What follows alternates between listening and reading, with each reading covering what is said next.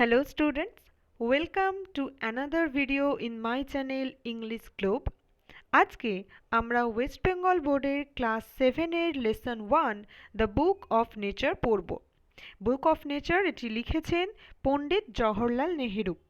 দেখো, the book of nature এই নাম থেকে আমরা কি জানতে পারছি? দ্য বুক অফ নেচার অর্থাৎ প্রকৃতির বই। যে বই পড়ে আমরা নেচার সম্পর্কে জানতে পারি সেটাই হলো আমাদের প্রকৃতির বই। এবারে আমরা প্রথমে একটু লেখক পরিচিতি সম্পর্কে জেনে নিই।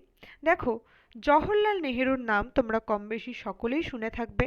পণ্ডিত জওহরলাল নেহেরু আমাদের দেশের প্রথম প্রধানমন্ত্রী, প্রাইম মিনিস্টার, এবং তিনি একজন ফ্রিডম ফাইটারও ছিলেন। দেশের স্বাধীনতার জন্য তিনি সংগ্রাম করেছিলেন। এই যে আমাদের আলোচ্য গল্প দ্য বুক অফ নেচার, এটি নেওয়া হয়েছে letters from a father to his daughter এই বই থেকে। তিনি জওহরলাল নেহেরু তার কন্যা অর্থাৎ মেয়ে ইন্দিরা গান্ধীকে বেশ কিছু চিঠি লিখেছিলেন এবং সেই প্রত্যেকটা চিঠির একটি সংকলন হিসাবে একটি বই পাবলিশ হয়েছিল। সেই বইটার নাম ছিল letters from a father to his daughter. এই বই থেকেই আমাদের আলোচ্য যে গল্প সেটি নেওয়া হয়েছে। তাহলে দেখো, আমরা গল্পের আলোচনায় শুরু করি। When you and I are together, you often ask me questions about many things and I try to answer them.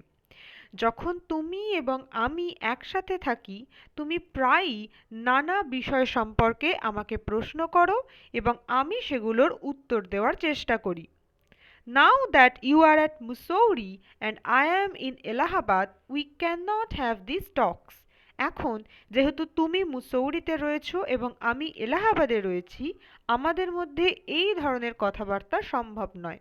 অর্থাৎ তুমি, ইন্দিরা গান্ধী রয়েছেন মুসৌরিতে এবং জওহরলাল নেহেরু রয়েছেন এলাহাবাদে, এলাহাবাদের জেলেতে রয়েছেন। I am therefore going to write to you from time to time short accounts of the story of our earth and the many countries, great and small, into which it is divided. সেই জন্য আমি তোমাকে কিছু সময় অন্তর পৃথিবীর এবং এই পৃথিবী ছোট বড় নানা রকম যে দেশে বিভক্ত তার কিছু কিছু গল্প তোমাকে বলবো। You have read a little about English history and Indian history. ইংরাজি এবং ভারতের, ইংলিশ অর্থাৎ ব্রিটেনের এবং ভারতের ইতিহাস সম্পর্কে তুমি কিছুটা পড়েছো। But England is only a little island and India, though a big country, is only a small part of the earth's surface. বলছে ইংল্যান্ড যেটি একটা ছোট্ট দ্বীপ এবং ইন্ডিয়া যদিও একটা বড় দেশ, তা সত্ত্বেও সেটা পৃথিবীর উপরিভাগের কাছ থেকে দেখতে গেলে একটি ছোট্ট অংশ। অর্থাৎ ভারত যথেষ্ট বড় দেশ, কিন্তু যদি আমরা সমগ্র পৃথিবীর উপরিভাগ থেকে দেখি তাহলে এটি একটা ছোট্ট অংশ। If we want to know something about the story of this world of ours, we must think of all the countries and all the peoples that have inhabited it. যদি এই পৃথিবীর গল্প আমাদের জানতে হয় তাহলে আমাদের সমস্ত দেশ এবং তার মধ্যে সমস্ত যে মানুষ রয়েছে তাদের সকলকে নিয়ে ভাবতে হবে। And not merely of one little country where we may have been born. এবং আমরা যে দেশে জন্মেছি শুধু সেই ছোট একটা দেশকে নিয়ে ভাবলে হবে না। I am afraid I can only tell you very little in these letters of mine. আমি যথেষ্ট ভয় পাচ্ছি যে আমার এই চিঠির মাধ্যমে আমি তোমাকে খুব অল্প কিছুই বলতে পারবো। But that little, I hope, will interest you and make you think of the world as a whole. কিন্তু আমার মনে হয় এই অল্প থেকেই সেই জিনিসটা তোমাকে পৃথিবী সম্পর্কে খুবই আগ্রহী করে তুলবে। And of other peoples in it as our brothers and sisters. এবং এই পৃথিবীর প্রত্যেকটা মানুষকে তুমি নিজের ভাই বা বোন ভাবতে সক্ষম হবে। When you grow up, you will read about the story of the earth and her peoples in fat books, and you will find it more interesting than any other story or novel that you may have read. যখন তুমি বড় হবে তখন পৃথিবীর এবং তার লোকজনদের গল্প তুমি মোটা মোটা বইতে পড়ে থাকবে এবং তুমি দেখবে যে এতদিন যে সমস্ত স্টোরি বা নভেল উপন্যাস তুমি পড়েছো তার থেকে এটা আরো অনেক বেশি আকর্ষণীয়। You know, of course, that our earth is very, very old, millions and millions of years old. তুমি জানো যে আমাদের পৃথিবী বহু পুরানো, হাজার হাজার লক্ষ লক্ষ বছর পুরানো। And for a long, long time, there were no men or women living in it. এবং লম্বা সময় ধরে এই পৃথিবীতে কোনো মানুষ বা মহিলা কারুর অস্তিত্ব ছিল না। Before the men came, there were only animals. মানুষ আসার আগে শুধুমাত্র পশুরাই ছিল। And before the animals, there was a time when no kind of life existed on the earth. এবং এই পশুরা আসার আগেও একটা সময় ছিল যখন পৃথিবীতে কোনো রকম প্রাণের অস্তিত্ব ছিল না। It is difficult to imagine this world of ours, which is so full today of all kinds of animals and men, to be without them. আমাদের এই পৃথিবী যেটা আজকের দিনে এত ধরনের মানুষ এবং জন্তুতে পূর্ণ, একটা সময় এর কিছুই ছিল না, এটা ভাবা খুবই কঠিন। But scientists and those who have studied and thought a great deal about these matters tell us that there was a time when the earth was too hot for any living being to live on it. কিন্তু বিজ্ঞানী এবং যারা এই নিয়ে পড়াশোনা করেছেন এবং চিন্তাভাবনা করেছেন তারা আমাদেরকে বলেছেন যে একটা সময় ছিল যখন পৃথিবী এতটাই উত্তপ্ত ছিল যে কোনো জীবনের পক্ষে এখানে বেঁচে থাকা সম্ভব ছিল না। And if we read their books and study the rocks and the fossils, we can ourselves see that this must have been so. এবং যদি আমরা তাদের বই পড়ি এবং এই পাথর বা জীবাশ্ম সম্পর্কে পড়ি আমরা দেখতে পাবো যে এটা হওয়ারই ছিল। দেখো ফসিলস কাকে বলে এখানে ডেসক্রাইব করে দিয়েছে। ফসিলস অর্থাৎ the remains of old animals, যে সমস্ত প্রাচীন জীবজন্তু তাদের যে অবশিষ্ট অংশ পড়ে থাকা অংশ সেটাকেই বলা হয় ফসিলস বা জীবাশ্ম। তাহলে এটা আমরা উপর মিনিংটা পড়লাম।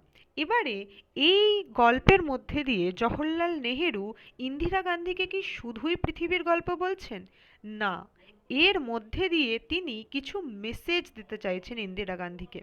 দেখো এখানে তোমরা দেখলে যে প্রথম দিকে এক জায়গায় লেখা আছে যে ইংল্যান্ড হচ্ছে একটা ছোট্ট দ্বীপ এবং ভারতবর্ষ একটা বড় দেশ।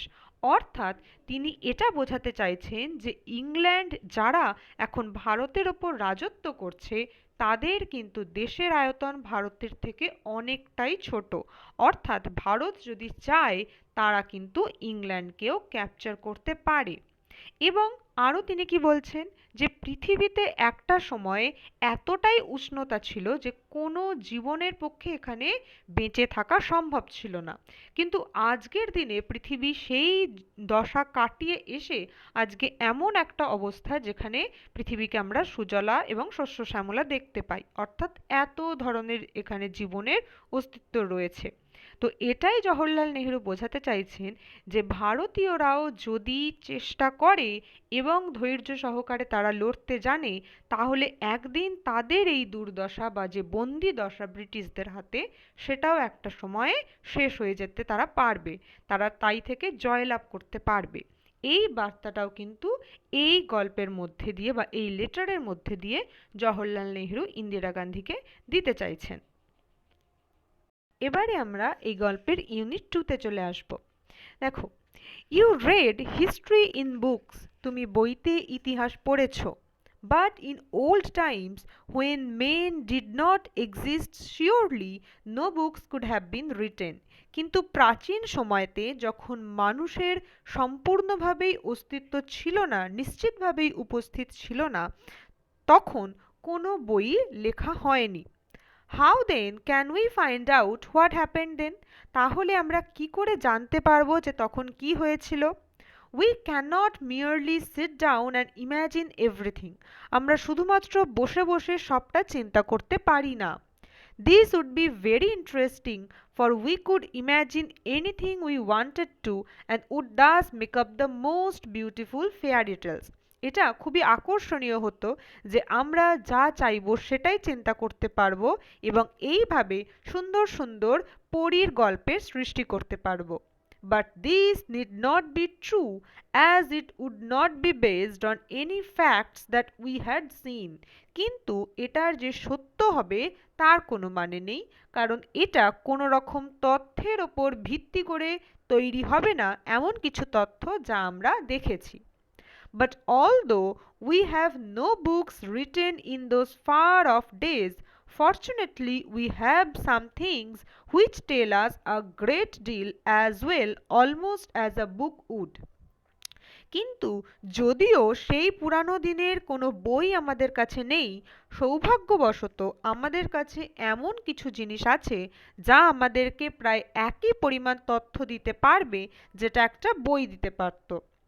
We have rocks and mountains and seas and stars and rivers and deserts and fossils of old animals. আমাদের কাছে পাথর, পাহাড়, সমুদ্র, তারা, নদী, মরুভূমি এবং পুরানো জন্তুদের জীবাশ্ম রয়েছে। These and other like things are our books for the earth's early story. এইগুলো এবং এই রকম কিছু জিনিসই হচ্ছে পৃথিবীর পুরানো গল্প জানার জন্য আমাদের কাছে বইয়ের। And the real way to understand this story is not merely to read about it in other people's books, but to go to the great book of nature itself. কিন্তু এই গল্পটা জানার সঠিক উপায় অপরের বই পড়ে জানা নয়। সঠিক উপায় হচ্ছে এই প্রকৃতির বইয়ের মাঝে নিজে গিয়ে তাকে পড়া। You will, I hope, soon begin to learn how to read this story from the rocks and mountains. আমি আশা করছি শীঘ্রই এই পাথর এবং পাহাড় থেকে কিভাবে গল্প পড়তে হয় তুমি শিখে যাবে। Imagine how fascinating it is. চিন্তা করো যে এটা কত না চমৎকার একটা জিনিস। Every little stone that you see lying in the road or on the mountain side may be a little page in nature's book. এই যে প্রত্যেকটা পাথর যেটা তুমি রাস্তার পাশে অথবা পাহাড়ের পাশে পড়ে থাকতে দেখো, সেটাও হতে পারে প্রকৃতির এই বইয়ের একটা পাতা। And may be able to tell you something if you only knew how to read it. এবং এটা হয়তো তোমাকে কিছু বলতে সক্ষম হবে যদি তুমি জানো কিভাবে এটা পড়তে হয়। To be able to read any language, Hindi or Urdu or English, you have to learn its alphabet. যে কোনো ভাষা শেখার জন্য সেটা হিন্দি, উর্দু বা ইংলিশ যাই হোক, তোমাকে তার অ্যালফাবেট সম্পর্কে জানতে হবে। অর্থাৎ আমরা যদি কোনো ভাষা শিখতে যাই তাহলে প্রথমে আমাদের সেই ভাষাটার অ্যালফাবেট জানতে হবে। আমরা যখন বাংলা শিখেছি আমরা অ আ ক খ ফার্স্টে শিখেছি, যখন ইংলিশ শিখেছি তখনও ABCD শিখেছি এবং এটা শেখার পরেই আমরা একটা ভাষা সম্পর্কে জানতে পারি। So, also you must learn the alphabet of nature before you can read her story in her books of stone and rock. সেই জন্য পৃথিবীর বা প্রকৃতির বই পড়তে গেলেও তার অ্যালফাবেট সম্পর্কে তোমাকে জানতে হবে। এমন একটা বই যেটা পাথর এবং নুড়ি দিয়ে লেখা। Even now perhaps you know a little how to read this. হয়তো এখনো তুমি কিছুটা জানো এটা কিভাবে পড়তে হয়। If you see a little round shiny pebble, does it not tell you something? যদি তুমি একটা ছোট্ট গোল চকচকে নুড়ি দেখো তাহলে এ কি তোমাকে কিছু বলে না? How did it get round and smooth and shiny without any corners or rough edges? কিভাবে এটা গোল, মসৃণ এবং চকচকে হলো যার কোনো ধার অথবা কর্কশ ধার নেই? If you break a big rock into small bits, each bit is rough and has corners and rough edges. যদি একটা বড় পাথরকে তুমি ছোট ছোট ভাগে ভাঙো তাহলে তার প্রত্যেকেরই কিছু কণা থাকবে এবং কর্কশ ধার থাকবে। It is not at all like a round smooth payable, এটা কখনোই গোল মসৃণ একটা নুড়ি হবে না। অর্থাৎ একটা বড় পাথরকে আমরা যদি ভাঙি তাহলে সেখান থেকে যে ছোট ছোট পাথরের টুকরো বা কণাগুলো বেরোবে সেগুলো কখনোই গোল এবং স্মুথ বা মসৃণ হতে পারে না, সেটা এবড়ো খেবড়ো হবে, তার কিছু ধার থাকবে, কিছু কর্কশ ধার থাকবে, এটা হবে। How then did the pebble become so round and smooth and shiny? তাহলে এই নুড়িটা কি করে এত গোল, মসৃণ এবং চকচকে হলো? It will tell you its story if you have good eyes to see and ears to hear it. এটা তোমাকে এর নিজের গল্প বলবে যদি তোমার সেটা দেখার মতো চোখ থাকে এবং শোনার মতো কান থাকে। It tells you that once upon a time, it may be long ago, it was a bit of a rock, just like the bit you may break from a big rock or stone with plenty of edges and corners. এটা তোমাকে বলবে যে অনেক কাল আগে এটাও যেই বড় পাথরটা থেকে ভেঙে তুমি ছোট ছোট ধার বিশিষ্ট এবং এবড়ো খেবড়ো যে পাথরটা পেয়েছো, এরকমই একটা পাথর সে অনেক কাল আগে ছিল। Probably it rested on some mountain side. হয়তো সে কোনো পাহাড়ের ধারে পড়েছিল। Then came the rain and washed it down to the little valley where it found a mountain stream which pushed it on and on till it reached a little river. এবং তারপরে বৃষ্টি এসেছে এবং এটাকে ধুয়ে নিয়ে একটা উপত্যকায় ফেলেছে যেখানে একটি পাহাড়ি ঝর্ণা ছিল এবং ঝর্ণাটা তাকে ঠেলতে ঠেলতে একটা ছোট নদীতে নিয়ে গিয়ে ফেলেছে। And the little river took it to the big river, এবং এই ছোট নদীটা একে আবার বড় নদীতে নিয়ে গেছে। And all the while it rolled at the bottom of the river and its edges were worn away and its rough surface made smooth and shiny. এবং এই পুরো প্রসেসটায় সে নদীর নিচে ঘষা খেয়েছে এবং ঘষা খেতে খেতে তার যে কর্কশ ধারগুলো ছিল সেগুলো সব মসৃণ এবং চকচকে হয়ে গেছে। So it became the pebble that you see, এবং এইভাবেই সে এই নুড়িটায় পরিণত হয়েছে যেটা এখন তুমি দেখতে পাচ্ছ। অর্থাৎ এই পুরো যে প্রসেস পাহাড় থেকে তার নদীতে আসা পর্যন্ত, এই পুরো প্রসেসে ওই এবড়ো খেবড়ো পাথরটা ঘষা খেতে খেতে এরকম একটা মসৃণ এবং চকচকে পাথরে পরিণত হয়েছে যেটা এখন আমরা দেখতে পাচ্ছি। Somehow the river left it behind and you found it. হয়তো কোনোভাবে নদী এটাকে ত্যাগ করে চলে গেছে এবং তুমি এটাকে খুঁজে পেয়েছো। If the river had carried it on, it would have become smaller and smaller till at last it became a grain of sand and joined its brothers at the seaside to make a beautiful beach where little children can play and make castles out of the sand.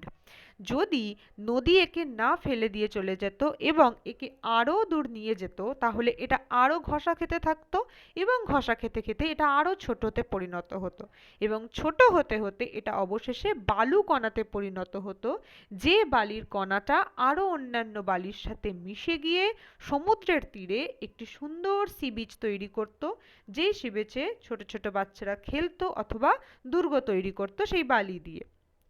If a little pebble can tell you so much, how much more could we learn from all the rocks and mountains and the many other things we see around us? বলছে ভাবো, যদি একটা ছোট নুড়ি তোমাকে এতটা গল্প বলতে পারে তাহলে এই চারিপাশে এত যে পাথর এবং পাহাড় আরো অন্যান্য জিনিস রয়েছে সেটা তোমাকে কত গল্প বলতে পারবে। এখানেই আমাদের the book of nature unit 2 শেষ হচ্ছে এবং এই দুটো ইউনিটই রয়েছে। তাহলে আশা করছি এই গল্পের মানে তোমরা খুব ভালো করে বুঝতে পেরেছো। কোথাও কিছু অসুবিধা থাকলে আমাকে কমেন্ট করে জানাবে, আমি নিশ্চয়ই রিপ্লাই করব। ঠিক আছে, ভালো করে পড়তে থাকো। All the best.